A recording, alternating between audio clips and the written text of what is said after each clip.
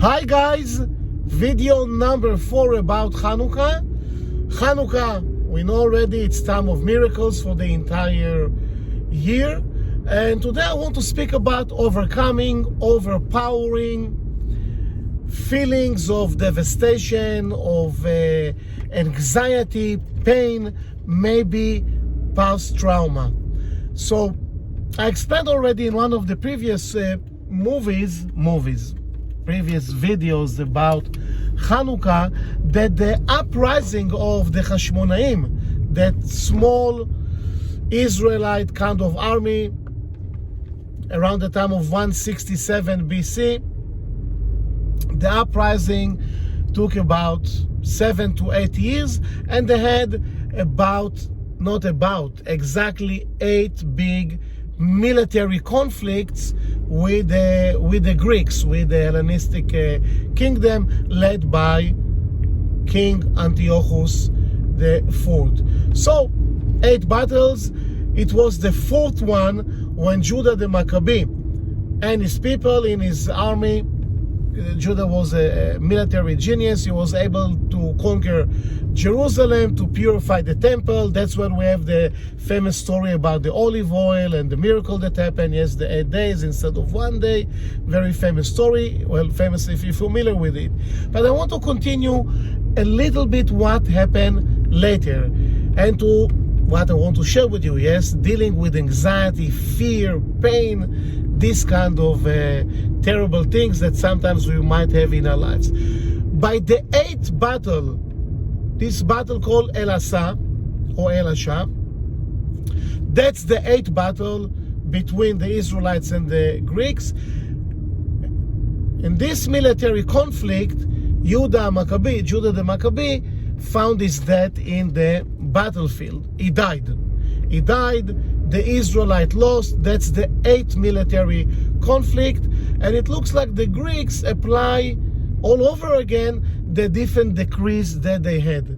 The decrees, I will just give you another one little example so you will understand that we're not talking only about religious decrees, but really bad things. So for example, a woman that was about to get married had first to have relationship, intimacy with the local governor.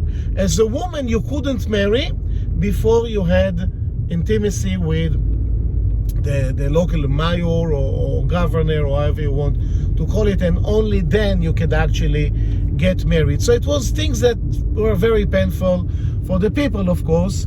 And as I mentioned, after the 8th battle, Judah perished in the battlefield, and situation was very, very bad. People felt devastated. The military was reduced from 10,000 people approximately to only few hundreds. The main leadership, that will be Judah, as I told you, died on the battlefield. So everybody are devastated. Nevertheless, the youngest brother in the family of the Hashmonaim, Judah's young brother, Jonathan of Avsi, Jonathan, he decided to take the leadership and to continue with the uprising, but he couldn't do it immediately. He had to run to Tekoa Desert, Judah Desert, and he had with him about 400 to 600 people, with the women, the wives, the kids. They all went to the desert, and they found some hiding place in the caves of Judah Desert. But they realized after very short time that it's not exactly a comfortable place for the women, for the kids. It was very physically demanding just to get into the cave, to get out of the cave.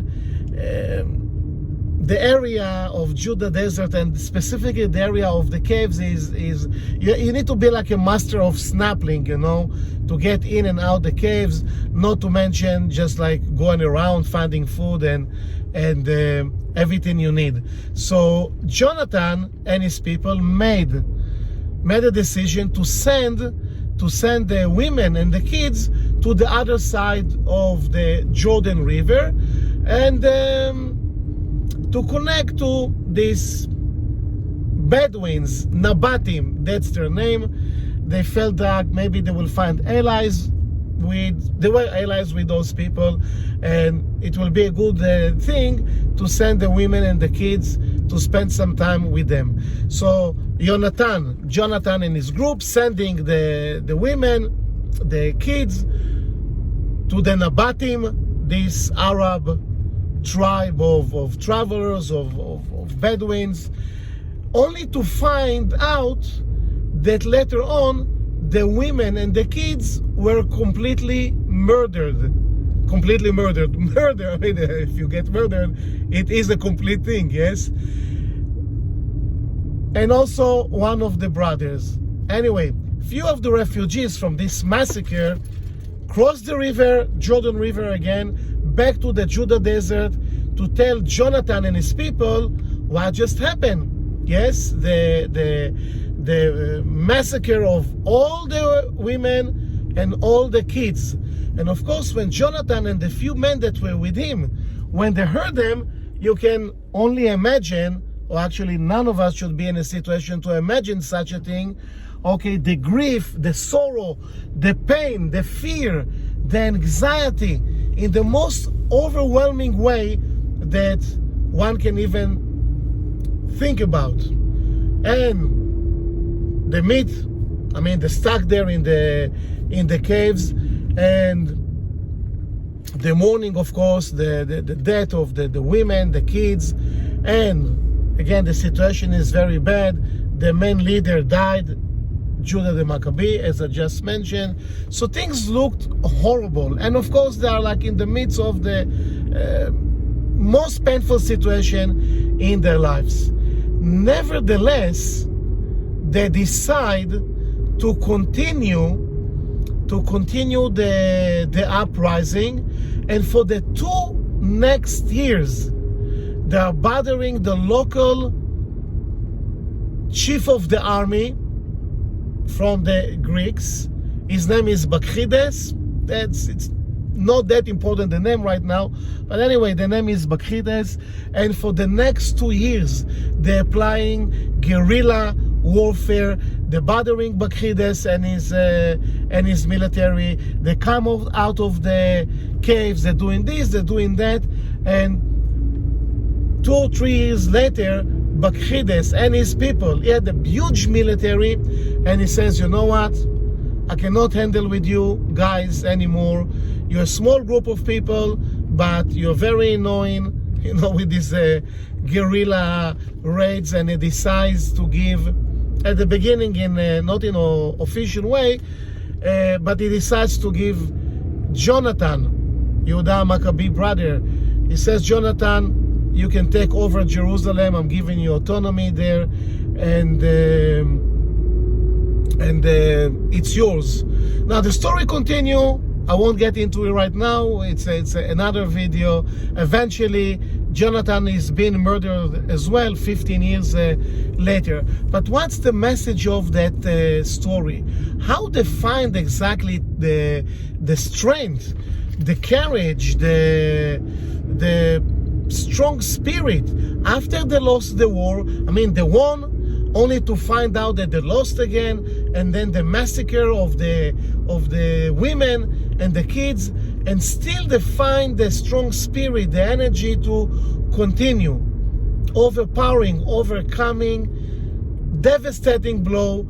And again, anxiety, it's not even the word. I mean, it's mega anxiety. One of the ways to, of course, there are many ways, many